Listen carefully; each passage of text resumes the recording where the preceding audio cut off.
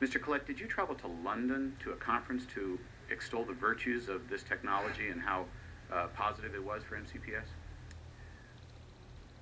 I attended a conference in London in the fiscal year 2009, and in fact, if anybody was to review my presentation, it was not about extolling Promethean's technology.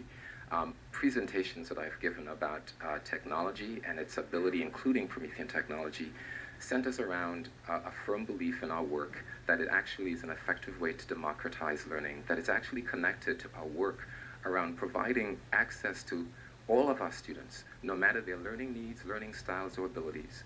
And it would be about that I spoke, that I would have spoken about the ability to access content in ways that may actually make it engaging for kids of all colors, all races, and it would have been an opportunity for me to actually learn. I would not have been there as anyone's pitch man. I've never done that, never will. It does raise a question, though, about objectivity.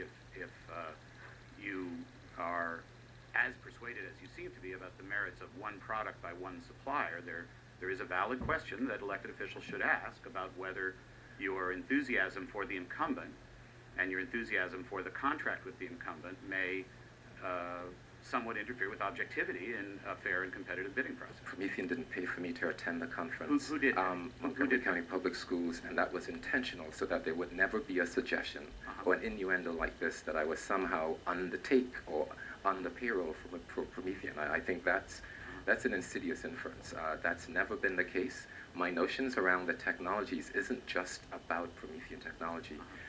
In the conversation, as we seek to isolate it now, we're making it be about Promethean. Our objective around the integration of technology into teaching and learning is broader than Promethean, but we seek now to isolate it and make that be sort of a single narrative in the conversation. It's more than that. Okay, I'll yield after this question, but I may have more questions later. Mr. Bowers, is it routine for MCPS to send its executives to Europe? Well, over the past few years, we haven't been able to send staff to many places to speak, but occasionally we do go to different places to present.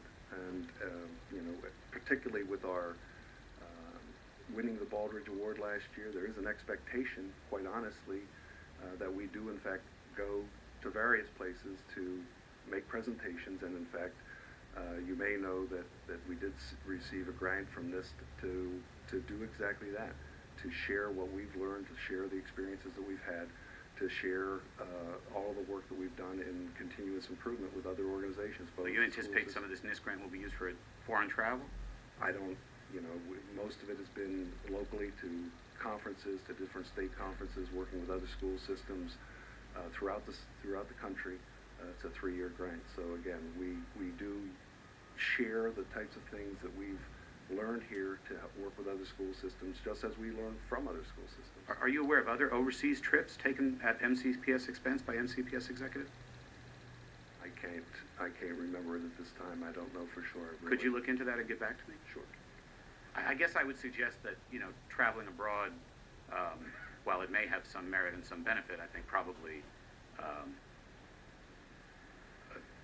isn't a wise expenditure of MCPS funds. That's my initial reaction to it. If I could be persuaded otherwise, I'd like to know more information.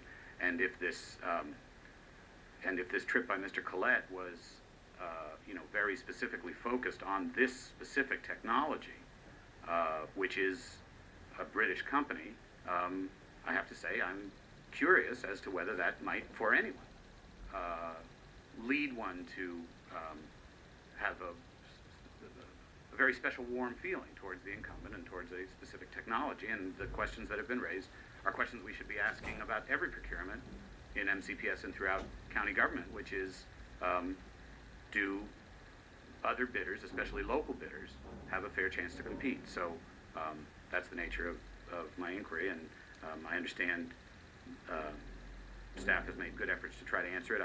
I remain curious about whether there's an entirely objective process at work here.